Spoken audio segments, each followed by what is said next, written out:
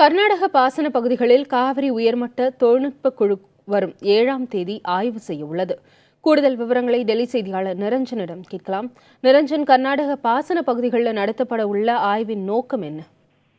திவ்யா, நேற்றைய தினம் உச்சநீதிமன்றம் இந்த காவிரி மேலாண்மை வாரியம் அமைக்க எதிர்ப்பு தெரிவித்து மத்திய அரசு தாக்கல் செய்திருந்த அந்த திருத்தம் கோரிய மனு மீது மிக விரிவான ஒரு விசாரணை நடத்தியிருந்தார்கள். இந்த விசாரணையின் முடிவில் மத்திய அரசு தொடர்ந்து இந்த காவிரி மேலாண்மை வாரியம் அமைக்க உச்சநீதிமன்றத்தின் உத்தரவினை பின்பற்றுவதற்கு கடுமையான எதிர்ப்பு தெரிவித்திருந்தார்கள். எனவே இந்த வழக்கினை தற்பொழுது அக்டோபர் 18ஆம் தேதிக்கு ஒத்திவைத்திருக்கின்றார்கள்.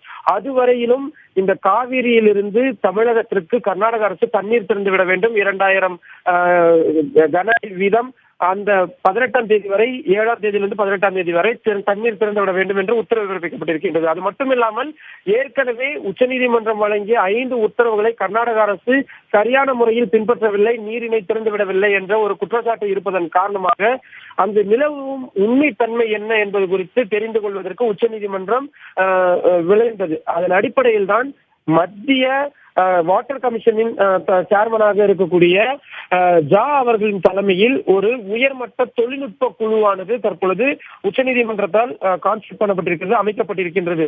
அந்த குழுவானது வருகின்ற 7ஆம் தேதி காலை சரியாக 9:30 மணி அளவில் பெங்களூருவில் அவர்கள் சந்திக்கின்றார்கள்.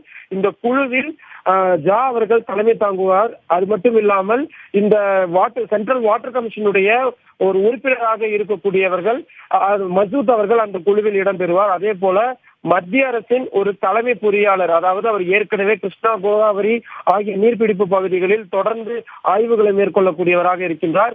அவர் ஆர்.கே. குப்தா என்பவர் இந்த குழுவில் இடம்பெறுவார். அதே போல தமிழ்நாடு மற்றும் கர்நாடகா ஆகிய 2 மாநிலங்களிலிருந்து தலைமைச் செயலாளர்கள் அல்லது தலைமைச் செயலாளர்கள் யாரேனும் ஒருவரை பரிந்துரைக்கலாம் அவரது வேலையை செய்வதற்காக.